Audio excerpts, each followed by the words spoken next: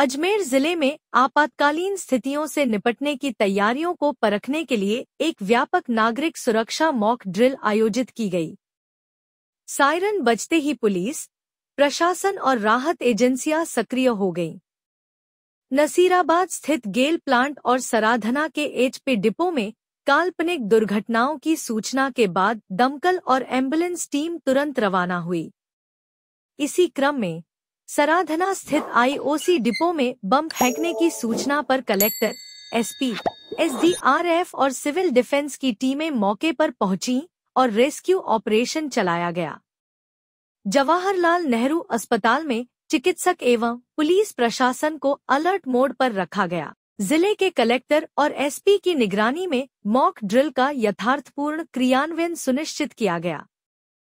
यह अभ्यास आपातकालीन व्यवस्था की कार्यक्षमता, तालमेल और त्वरित प्रतिक्रिया तंत्र की वास्तविक परख के उद्देश्य से किया गया।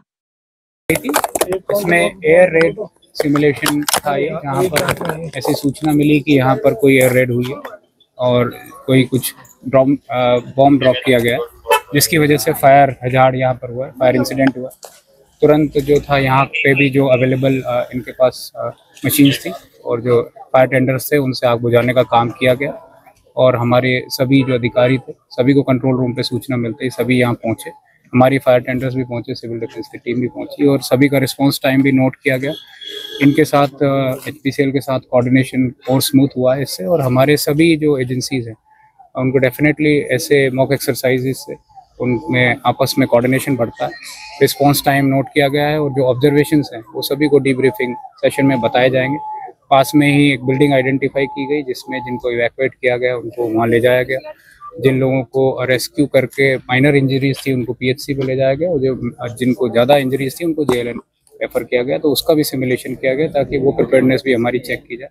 और सभी जो हमारे ओआईसी थे सिविल डिफेंस के वो यहाँ पहुँचे हैं और अपने अपने टास्क से रिलेटेड, उन्होंने चाहे ट्रांसपोर्ट से रिलेटेड जो अरेंजमेंट्स करने होते हैं या डीएसओ को रसद से रिलेटेड जो अरेंजमेंट्स करने होते हैं या पुलिस को जो अरेंजमेंट्स करने होते हैं, फायर ब्रिगेड के अरेंजमेंट्स जो डीएफओ फायर ऑफिसर को करने होते हैं, तो सभी अरेंजमेंट्स चेक किए गए।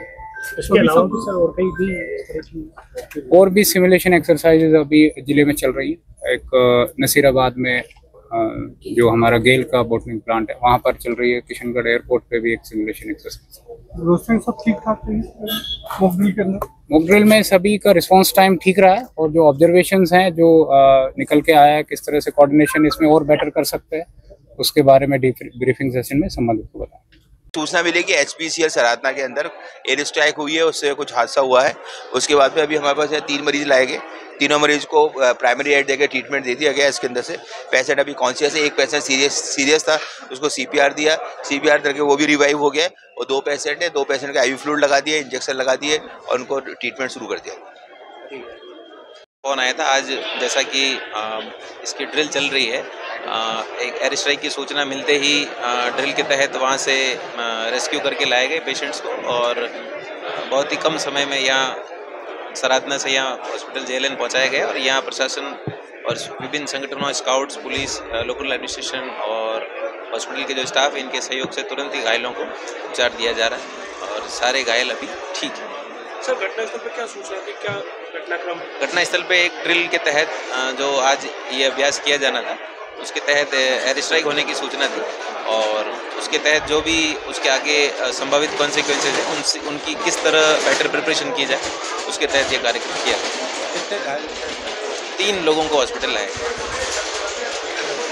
क्या कुछ व्यवस्थाएं पर की गई? ये देखिए, आज एक मिनिस्ट्री ऑफ ह्यूमन अफेयर्स की तरफ से डायरेक्शंस थे, इसमें आज एक मॉक ड्रिल यहाँ जो एचपीसीएल का प्लांट है उसमें मॉक ड्रिल आयोजित की गई, जिसमें कि एक पर्टिकुलर एरिया में एयर स्ट्राइक होने की वजह से आग लगी और उसमें जो हमने तुरंत जो कंट्रोल रूम के जरिए सभी अधिकारियों को सूचित किया गया। सभी अधिकारी मौके पर पहुंचे, फायर ब्रिगेड के जरिए जो है वो आग बुझाएगी और जैसा कि आप सभी जानते हैं जिस तरह का अभी एक एटमॉस्फेयर माहौल चल रहा है उसको लेकर तैयारियों को परखे जाने को लेकर एक मॉक ड्रिल कराई गई है। किस तरह की व्यवस्था रही सभी विभाग? बिल्कुल, इसमें जो सिविल डिफेंस, जो कि कलेक्टर साहब के अंडर जो सिविल डिफेंस डिपार्टमेंट है उस डिपार्टमेंट के सभी अधिकारी यहाँ पर मौके पर पहुँचे, पुलिस प्रशासन भी यहाँ पर मौके पर पहुँचे, फायर ब्रिगेड था वो, और जो एचपीसीएल के जो अधिकारी और कर्मचारी हैं उन्होंने उनकी जो व्यवस्थाएं हैं उन्होंने मिलकर सभी लोगों ने आग को बुझाया। जो भी मॉक ड्रिल में जो भी लोग घायल थे उनको अस्पताल कोई पहुंचाया। आवश्यक निर्देश दिए थे? नहीं, बिल्कुल वहाँ पे समीक्षा की गई, उसमें देखा गया कि क्या क्या कमियाँ रही हैं, तो उन कमियों को भी सुधारने के लिए सभी डिस्कशन किया।